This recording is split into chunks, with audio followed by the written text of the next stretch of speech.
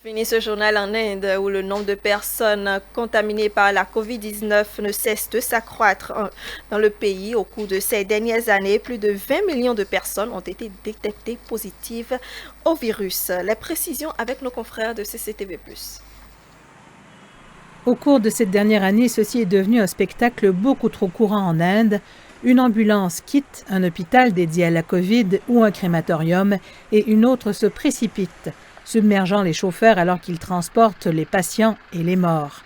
Abhinay Lad a été chauffeur d'ambulance pendant la majeure partie de sa vie et il amène les corps des victimes de la COVID au crématoire depuis 1 an. Mais même lui n'était pas préparé à la douleur de perdre un membre de sa famille à cause du virus. Je transportais des corps pour d'autres familles. Ici se trouve le corps de la femme de mon frère aîné. Aujourd'hui, je me rends compte de la douleur que les autres subissent. Le bilan officiel du nombre de morts a dépassé les 222 000, mais beaucoup pensent que le chiffre réel est encore beaucoup plus élevé. Depuis ce matin, j'ai répondu à 6 appels. Pas un seul d'entre eux ne provenait de patients. C'étaient toutes des demandes de transport de dépouilles. Alors que les craintes grandissent à propos de mutations virales plus infectieuses, beaucoup hésitent à toucher physiquement les membres de leur famille infectés ou à exécuter les derniers rites pour les victimes. Souvent, les chauffeurs doivent intervenir. Nous devons faire toutes ces choses. J'ai même porté des patients dans mes bras, ceux qui sont vieux et incapables de monter dans l'ambulance.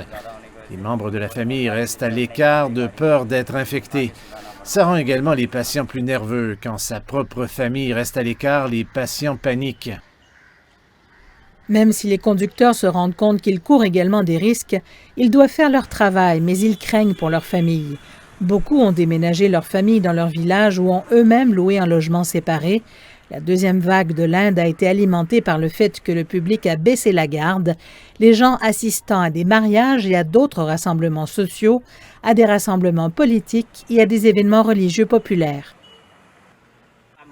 Les citoyens ont ignoré les risques. Nous n'écoutons pas le gouvernement. Les gens flânent dans les rues, les autorités leur demandent de rester chez eux, mais malgré tout, personne ne le fait. Un confinement est censé être en place, mais quelqu'un peut-il dire qu'il s'agit d'un confinement? Les gens sont partout. Que peut faire le gouvernement? Mais de nombreux travailleurs médicaux de première ligne et des conducteurs d'ambulances demeurent investis dans leur travail, démontrant une détermination inébranlable à poursuivre le combat.